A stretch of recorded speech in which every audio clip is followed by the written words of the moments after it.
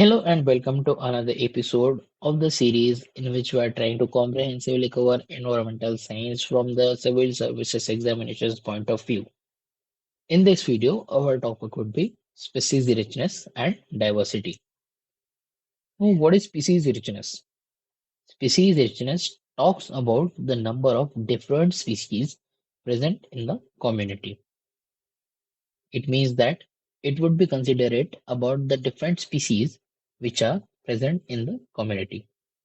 Whereas species diversity, it is the number of different species, but it also considers the evenness of species. Now, what does this mean? Come, let's see. Now, let us understand the difference with an example. Here, we have two cases. This is community 1, this is community 1, and this is community 2. In the first community, in the both the communities, there are four different species. A, B, C, and D. These are four different species present in both. That means from the definition of SR, that is species richness, the number of different species is the species richness. So species richness is similar in both the communities. Now, let us talk about the species diversity. In community 2, the majority of plants are belonging to the category A. This says that A is almost 80% present in that particular community. And in community 1, A, B, C, and D all have almost similar percentage of presence. Now, this means that in community 2, A overpowers other species in the community. But in community 1, A, B, C, and D are present in the similar number. That means the presence is more even. That means they are equally present in the community, and as a result, that is higher diversity because each species is present in the similar amount. So that is the difference between species richness. That species richness is same because there are four different species, but higher species diversity in case of community 1 because evenness or equality is more in case of community 1. So I hope it is clear by now. Now here this is Earth. Okay. Now this is equator and these are poles. Here also that is pole. Now on the equator there is similar climate throughout. That means there is less fluctuation of the climate throughout the year, and this means that there is high habitation of the species, and as a result, high species richness is present, and also higher species diversity is maintained at the equator.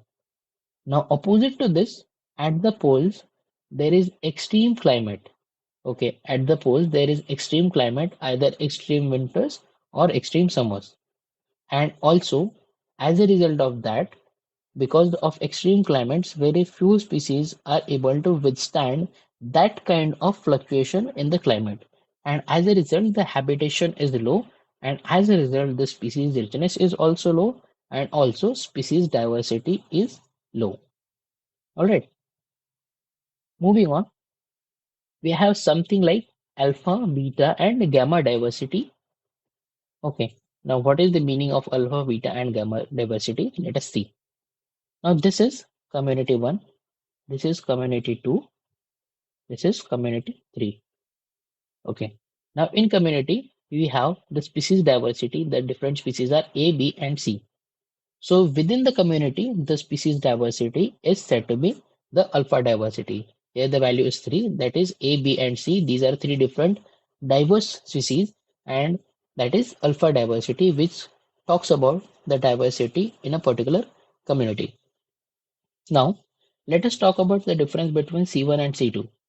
Now, in C1, there is A, B, and C. In C2, there are A, D, and E. These species are present. So now, when we talk about the two different communities, that kind of diversity is said to be beta diversity. Okay, so the value is A, B, C, D, E, and E. The five is the value between A and B's diversity. Sorry, C1 and C2's diversity. Now, let us consider the whole ecosystem, and in that we have different species A, B, C, D, E, F, and L.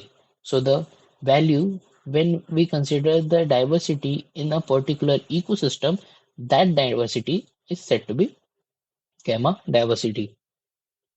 Okay, now what is the importance of species diversity? It is said that higher the diversity, higher would be the stability.